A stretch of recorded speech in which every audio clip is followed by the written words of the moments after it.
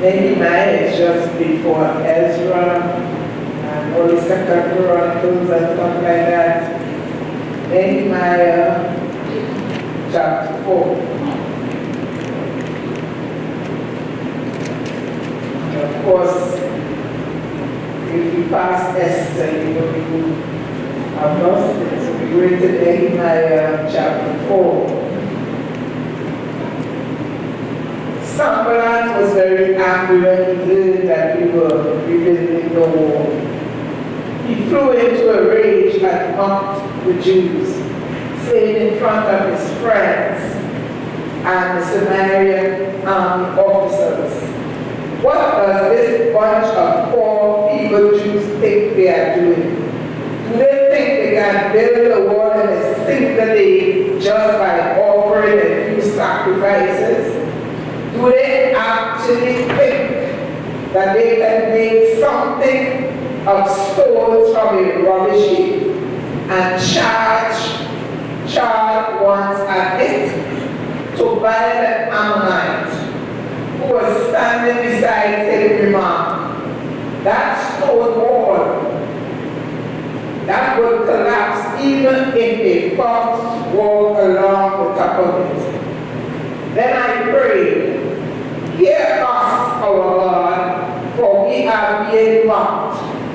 May their scoffing fall back on their own heads, and may they themselves become captives in a foreign land. Do not ignore their guilt. Do not blot out their sins, for they have provoked you to anger here in front of the builders." At last the wall was completed to half its height around the entire city, for the people had worked with enthusiasm. But when Sanballat and Tobias and the Arabs and the Ammonites and Ashdoites heard that the work was going ahead and that the gaps in the wall of Jerusalem was being repaired, they were furious. They all made plans to come and fight against Jerusalem and throw us into confusion. And verse 9 says, "But we prayed to our God."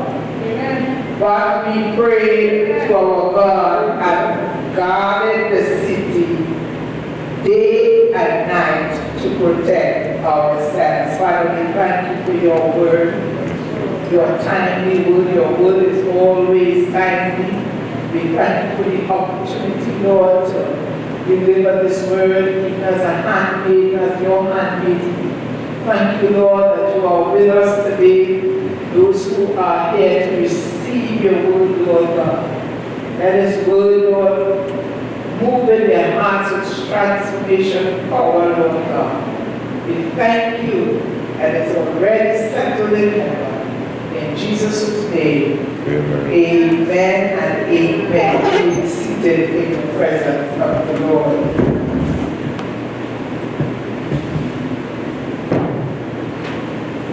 Rebuilding.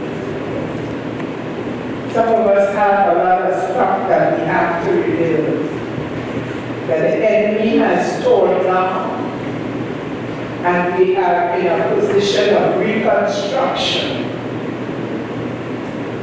Rebuilding, and rebuilding sometimes is not very easy. But when you are most determined to fix your life, because sometimes you may have tried time and time again to get it, and it did not work out. But when you are most determined to fix your life, when you are most determined to fix your family, when you are most determined to fix your church, when you are most determined to fix your society, because we here, we pray for this Twin Island all the time. We are determined to do stuff differently than was done before. Because we tried it so many times and it just did not work. But when you make up your mind and you are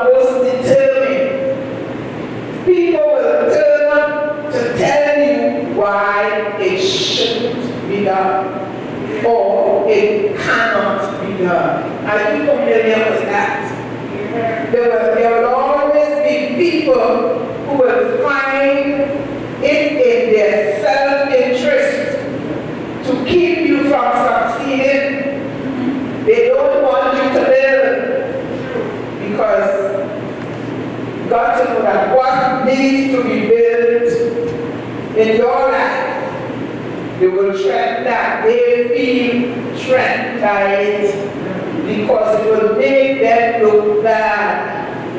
When you want to change the status quo, when you want to do things differently, when you have realized that there were mistakes that were being made and you want to change those, you want to rebuild your relationship with God, there will be people who the enemy will send. And not only with a discouraging word sometimes, they will be like sheep. In sheep clothing. Sheep will not do that to another sheep, would we? But the wolves will pretend that they are your good friend, will pretend that they have your best interest at heart. And this is the time that they will come with nice, soft words. Sometimes like Sambalat and they know that their words, they reach their point that they didn't have good words to say. And their words would not be effective because everybody knows who they were. So they came directly to discourage, to dissuade. People do that to other people. Especially when they feel that what you are doing not only makes them look inefficient, but it will also project and make you look better than they can ever look. And that is the worrying part for them. People become threatened by your success. People are threatened because you love the Lord. People feel threatened because God continues to bless you even though the things that you have may not be much in their sight, and they want to keep you at that level. But God, all of us have some Tobias and some Sanballats in our lives. Like I said, not openly showing the displeasure, but coming to undermine your relationship with God. Coming to tell you things that you think you want to hear. My God. People get angry when they hear that you are making a turnaround in your life. When things are going downhill all the time and now you're steady, now you're focused, now you know where God brought you from. Because listen, this did not happen overnight. We all know about Daniel and all the things that happened and the 3 Hebrew boys, how they were abducted, how Nebuchadnezzar came and Nebuchadnezzar invaded and kidnapped them. We know about that.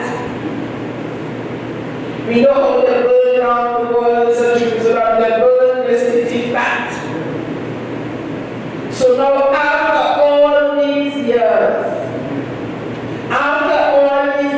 of suffering at the hands of the wicked one, after all these years of being in prison and having to know different languages, having to eat different food, having to do a lot of stuff that you really did not want to do because of circumstances in your life.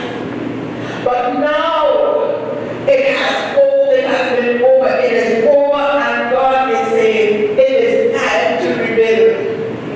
You have been through a stressful time in your life, and God is saying now is the time to rebuild. But I challenge you this morning to look out for those who come in, the Sambalat Sunday who come in, because the enemy would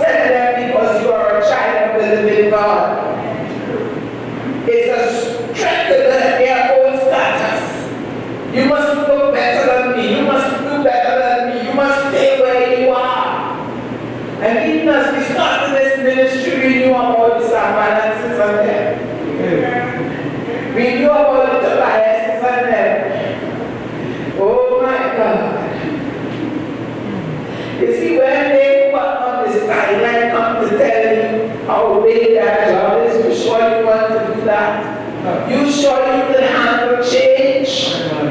Change is not as easy as you think it is, you know. They come in to tell you that the right job is to make.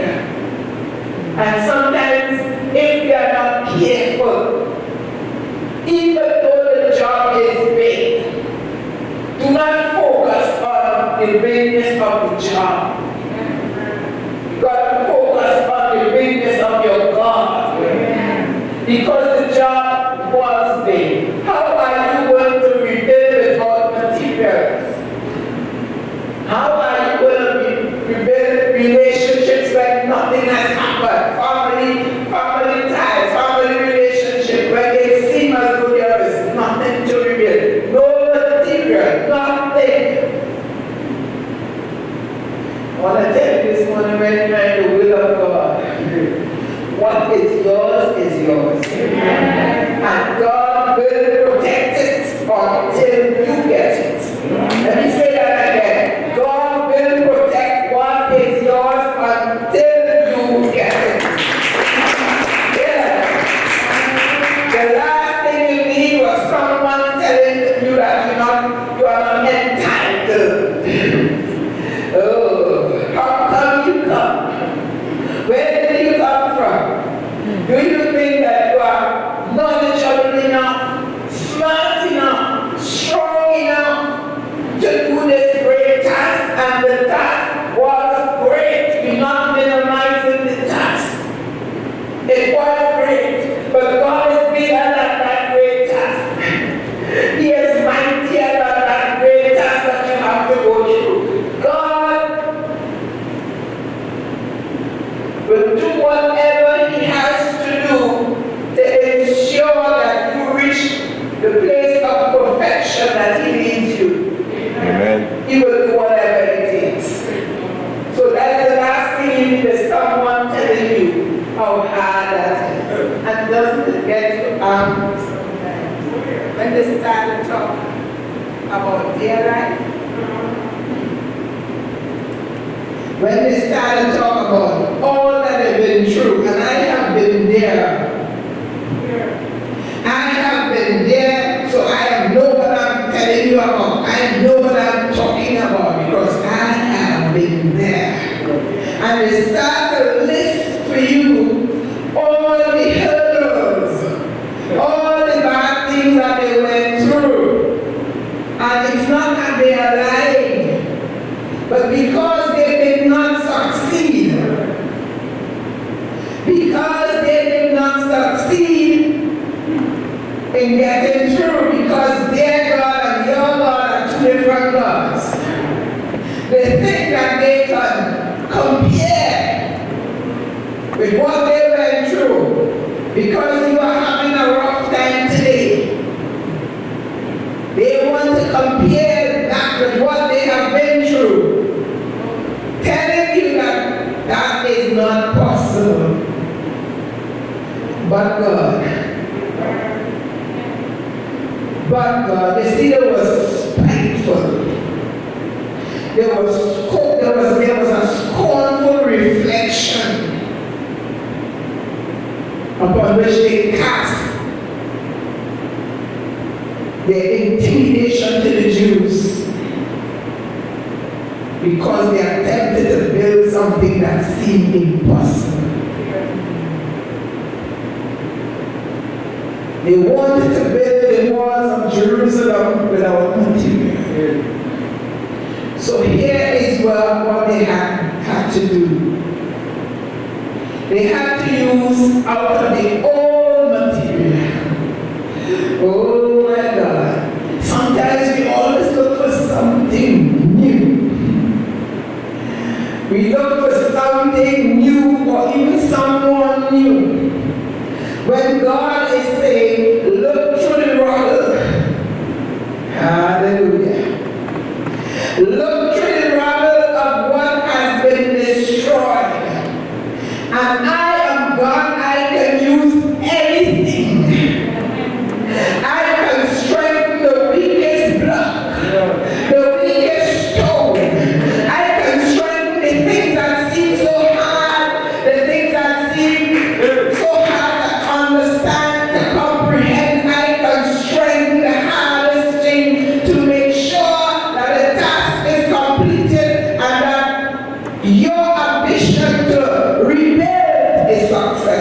Amen. Amen. God is saying that today. You see, what has been destroyed by the enemy can always be rebuilt. Amen. He said, go through the robbers. Use back the same stones. Because, listen, this goes even deeper, you know. In fixing the problem, you have to know what the problem was or what it is. You have to get to the root of the problem in order to start rebuilding. You cannot just take it at face value. True. You have to say, this is where I failed. This is where the enemy came and broke down what God had built up. Because to build that wall in Jerusalem, it took a lot of people more, a lot more men to build the wall. And it was beautiful and magnificent when it was built. And now they had to get used material to start to build this wall. You see, it doesn't matter if the enemy put a disease on your body, God is more than able to destroy that disease and rebuild you to 100% working capacity. Doesn't matter the stress. If your house had been burned down by fire and nothing remained, God can cause you to have a new house. If it's mudslides or earthquakes or any storm of all kinds came into your life and destroyed what you have worked for so hard and for so many years. Yes, it's hard because you see, for Nehemiah to be able to go back to Jerusalem, he had to go to the king. And every time he went to the king, he had this pleasant disposition. He always pleasant and happy. Even though he was in a place that he did not want to be, he was still happy because the joy of the Lord. You see, when you have the joy inside of you, nothing can make you angry and displeased. Things will happen, yes, but that joy supersedes any happiness you think about. Things are not going good, but the joy of the Lord inside of you comes out and there is a smile.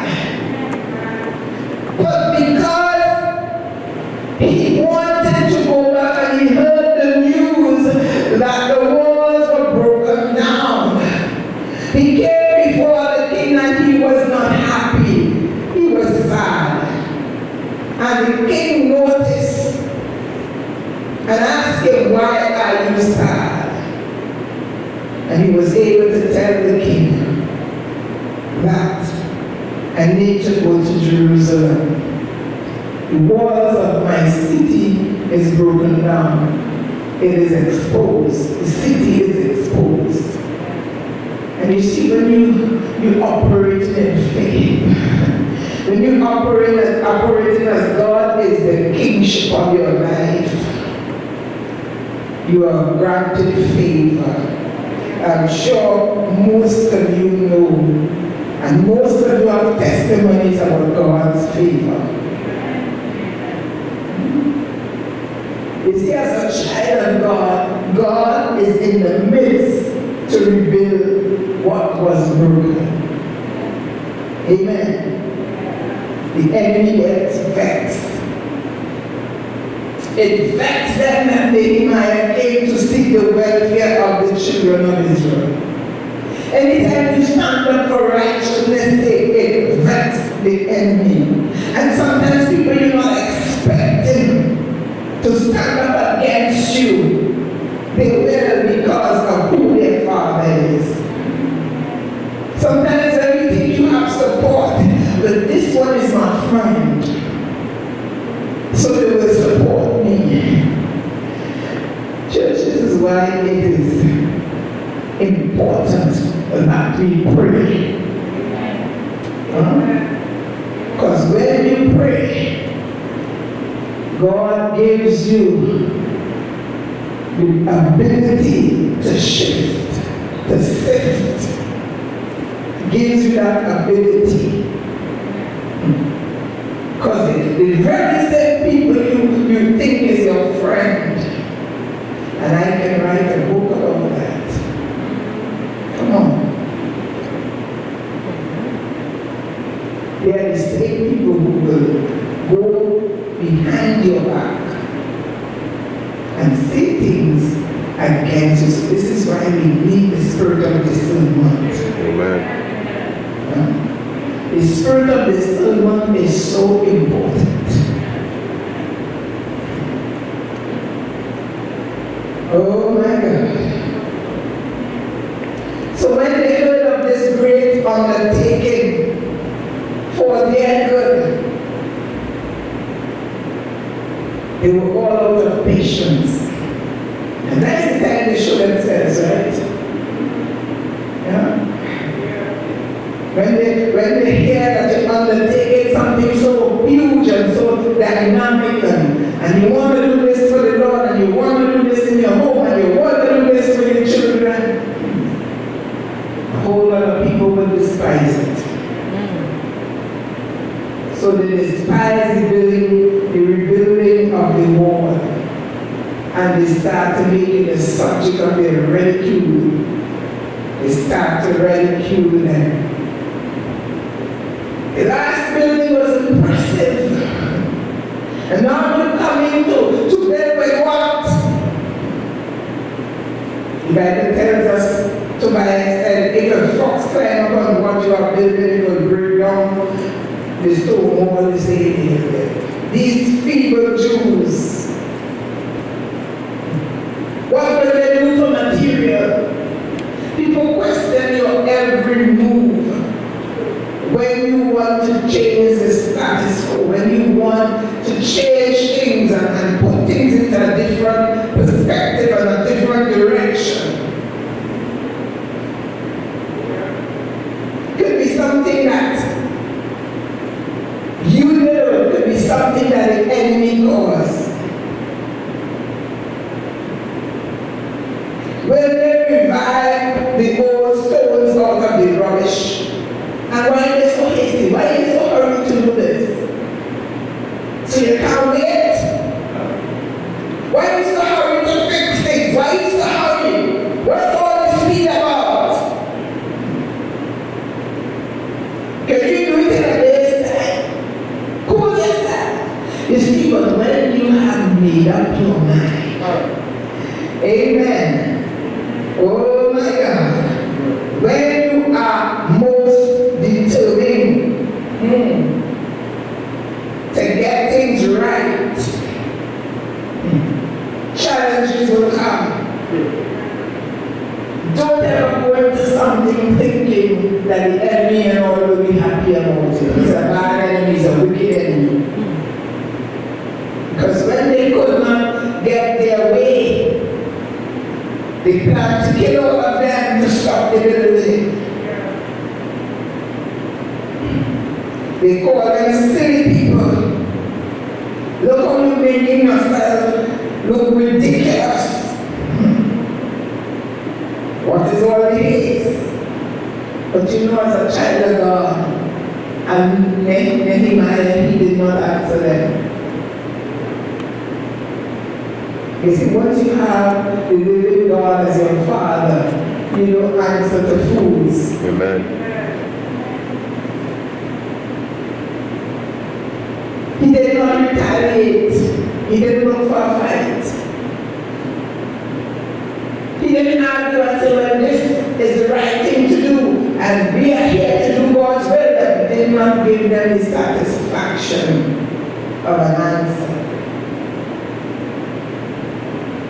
Instead, he looked to God. He looked to God for help. You see, we can do whatever we set our hearts and our minds to do. He said, Lord, you have already given me favor. Let's start from the beginning. You already showed me the problem. What needs to be fixed in my life? You already gave me the favor. And you already gave me the tenacity to go to fix it, the determination to go to fix it. Have it fixed. You did that for me, God. And when we pray to God, God is seeing everything. Even if He does not intervene at the moment we want Him to intervene, He sees everything. And listen to me. Not only does He see what and hear our prayer. You ready for this one? He sees what the enemy is thinking. He knows what the enemy is thinking. So when we may have a plan, and this is why you don't have to answer people who intent is to discourage you. You don't have to answer them. God sees and He knows all the plans that the enemy has for your life. But you know what? He's waiting for you to pray. He's waiting for you to ask for direction. He's waiting for you to uplift, to lift up that situation before Him.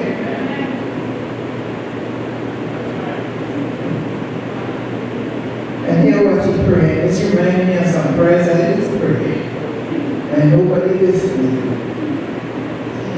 He says, take notice of the indignities that were done to us, Lord. He asked God to avenge their cause and turn the reproach upon the enemies themselves. Remember, we were taught to pray for those that despitefully use us. Amen? And sometimes we want to do something. We want to strike that because that is our need to do that. Strike that. But as a child of God, you understand that God knows the plan of the wicked one. He knows what you're about to do and the changes that you want to make in your life, your family life, your country, whatever it is, the changes that you want to do, the rebuilding that you need to do, God understands that, but He knows what they are thinking and He knows what they are planning. The Bible tells us vengeance. Vengeance is mine. God says, I will repay. I will repay.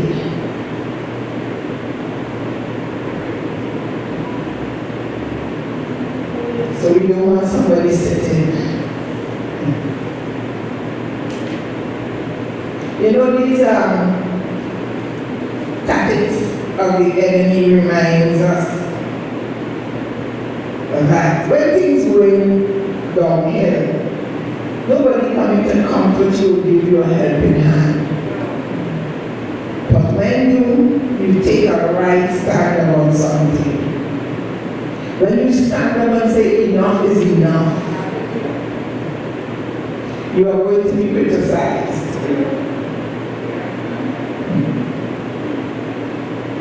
If you stand up and you declare that me and my house will be saved, you're going to be criticized. Who do you think you are? Right, this time next year, so and so will happen to my family, and we need to prophesy in our family. Who do you think you are? Some men get criticized for being home with their families too much, not coming online, not this, not that. Criticized. Some women get criticized for having high moral standards, would not put themselves with Tom, Dick, Harry, and his cousin.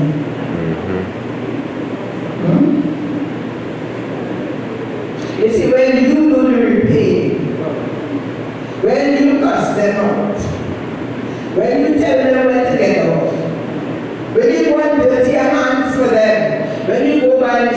Monday or the Monday, whoever, man, to do them back.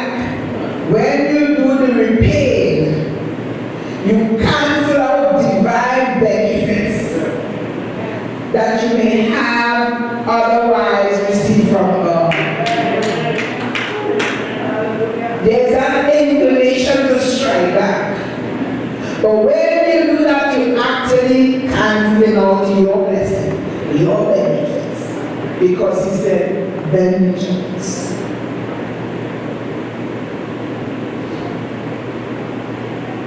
So they reached halfway. And when they reached halfway, the enemy increased in numbers. Like if God didn't know. When they see that you are getting to the point where you desire, you reach it, but they see you are getting there. The enemy increases in number. They plotted now. All the time they were trying persuasion, they were trying insults, they were trying to make you feel unworthy of the blessing of the Lord. You know, it's okay, you know, it could have gone to somebody else. I don't need it, I need it. Come on. Because you're feeling unworthy. You feel that nothing good is coming your way, so nothing good should come your way. But when you are determined to do what God called you to do, it is going to get done. They reached halfway.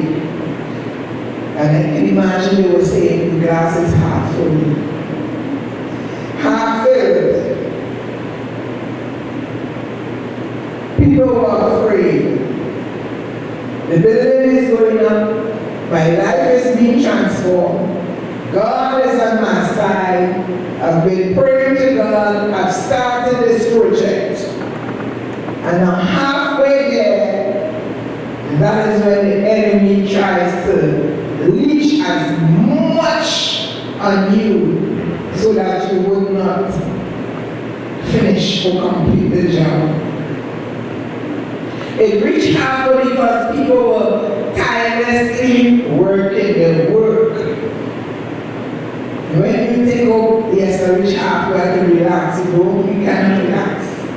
At one point in time, they had the tools in one hand and the sword or whatever they use for fighting in the other hand.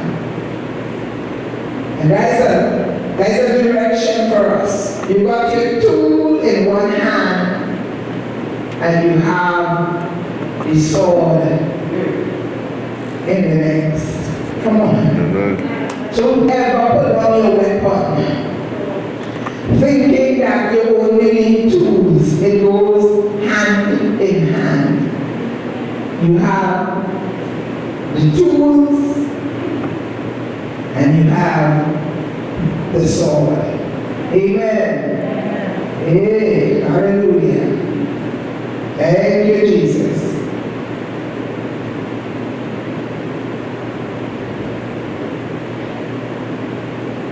So that's what happened to them at a certain point in time.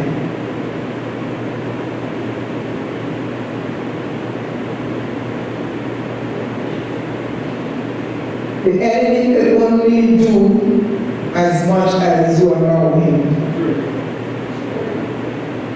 Even if his plan since day one is to kill and destroy. But you know what? At the end of the day, you can look back at all that you have been through, the trials and the testing of your faith, and you could say, I have been through, but the walls are rebuilt. When we talk about the people having will to keep working, it means it was in their heart and mind to persevere. This is my my explanation for persevere under severe hardship. Nehemiah knew what that was about.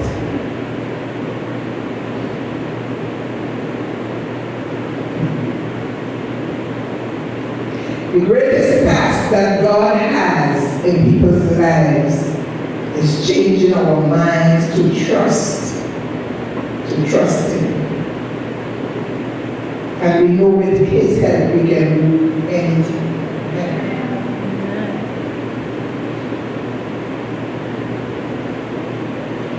Also, the people's action reminds us that the way we ought to pray is in faith. What do? You take the matter to God. You take the matter to God, but you work. You cannot say that I need a job without sending in some applications, without going and hunting for that job. So I'm going to talk a little bit about praying. When you pray, you are trusting God so much that you feel confident that you can do something. Prayer is the preamble to action. You just don't pray and sit down. And I have noticed over time that people who get things easily, they just drop in their lap. They really don't appreciate it. It came too easy. But when you know how much you have to fight to be where you are and fight to receive what is duly yours, you're not fighting for nobody, you're just fighting for what is yours.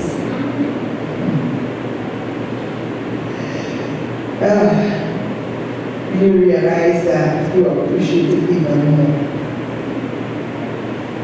You see, prayer turns their insults back on their own heads. You just have to pray and ask God to intercede in this situation. Fervently pray, because it will avail too much. Fervently ask God to intercede in this matter.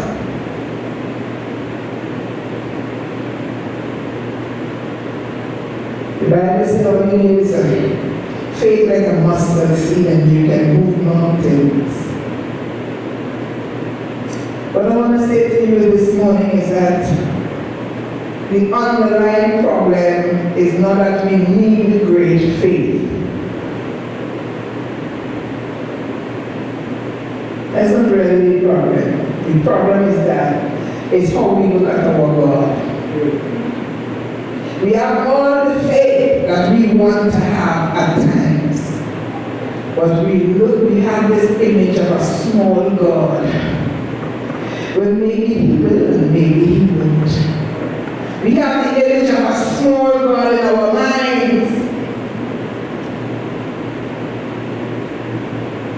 You need a little bit of faith in a big God. Just like the grain of a mustard seed was smaller. Because if you had a mustard seed faith, you can say to this mountain.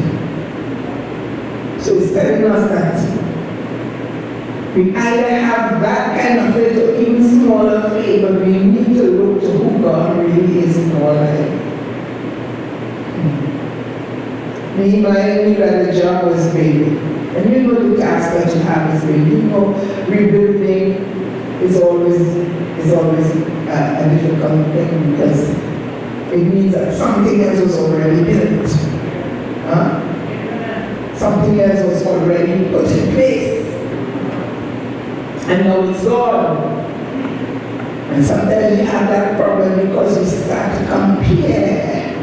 But Nehemiah wasn't about comparing. Nehemiah was about the protection of the city of Jerusalem, the protection of the people. He wasn't comparing himself to how it was before.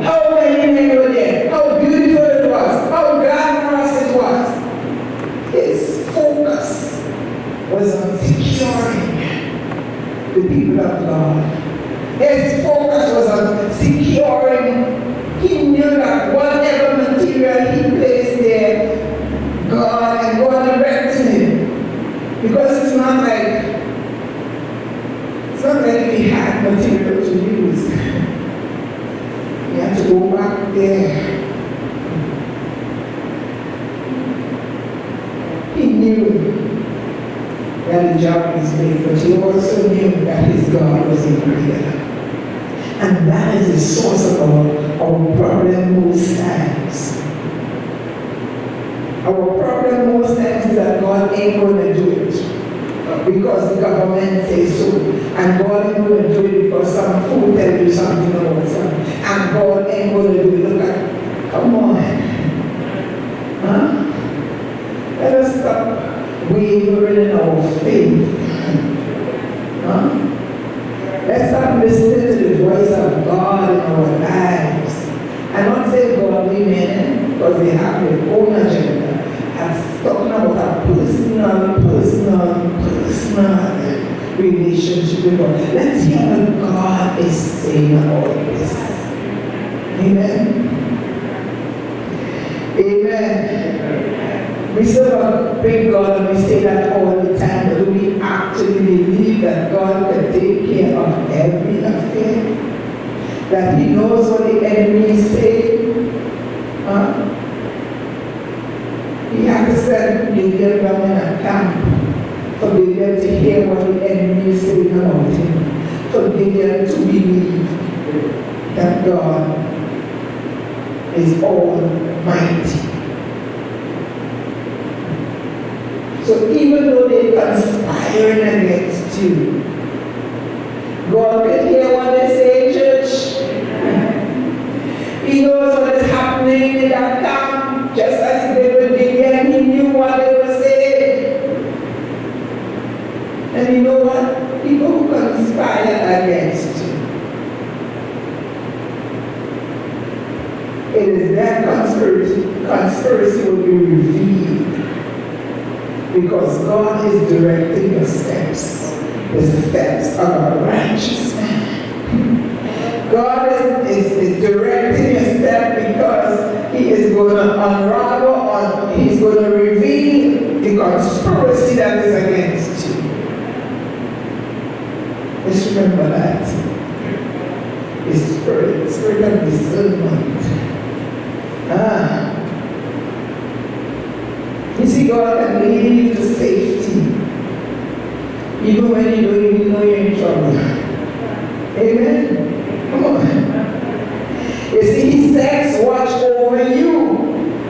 He gave His angels charge over you. And He frustrates the plan of the evil one. Amen? Every time they come against you, they bounce them into some wall. They cannot get to you, and that disturbs them a lot.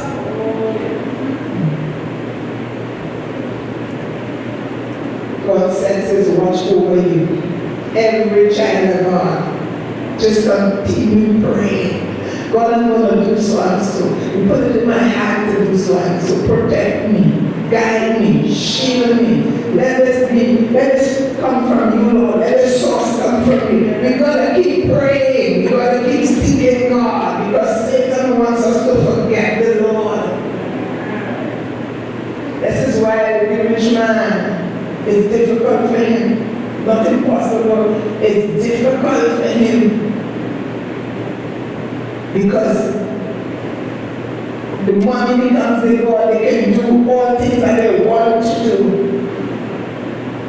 And this is why we have this drug trade, because Satan giving them money. He giving them money, showing them how to get money, to rob, to kill, to steal, to get money. Because He wants them to forget that there is a God, a Lord, a King, a Savior, a Redeemer. Today, like Nehemiah, I want to encourage you. even though the task of rebuilding is strenuous and difficult and you may not have everything you need for rebuilding, I want to encourage you not to be afraid. Not to be afraid, but remember our God is great. Great are you, Lord, and greatly to be praised. Thank you. Wow, it was a joy to share the word of God with you this morning. I feel privileged to be in your company. Amen. If anything that was said in today's message touch your heart and you want to give your life over to God, now is a good time to do that. Don't wait till tomorrow. Tomorrow might be too late. You know the way how God loves you? He said in John 3:16, for God so loved the world that he gave his only begotten Son, that whosoever believed in him shall not perish, but will have everlasting life. And that's you he's talking about. Amen. So if you want to give your heart to the Lord, I would advise you to do that now. The Bible also said that now is the accepted time. Amen. So you just have to say a simple prayer. Father in heaven, I repent of my sins. I'm a sinner, and I would like you to save me today. Save me with your precious blood, Lord God. Forgive me of all my sins. I repent. I'm turning, but I need you in my life, Lord God, to help me to turn away, Father. I trust you. I believe that you are the Son of God. And I'm giving my life over to you today. In Jesus' name, amen. If you have said that prayer, know that your sins are forgiven, amen, and the angels are rejoicing with you. And of course, we are the Upper House of Praise and Evangelism. We are rejoicing with you as well. Amen. God bless you. God bless your family. Now it's time to find a Bible-believing, Holy Ghost-filled church to attend. Amen. You need to join a church. You need to be guided. You need to take some baby steps in the Lord. Amen. And be strong and in the power of his might. Amen. I'm so proud of you. I'm so proud that you took this challenge today to give your heart to the Lord. Amen. And hear this, if you live in Trinidad and Tobago, we are in the southern area. Amen. So you could come visit us at any time. The numbers are on the screen. You could call us, you could write us, and we will respond. Amen. Praise the name of the Lord. We are located at number 2 Kenneth Avenue, Cookie Village, and I am the lead pastor, Apostle Dr. Jenny Benguishe of the Upper House of Praise and Evangelism. We'll be only too happy to have you. Amen. So that's all for now today. God bless you and your family. Amen. Be strong in the Lord. Amen. Be strong today. In Jesus' name, amen. We love you. Bye.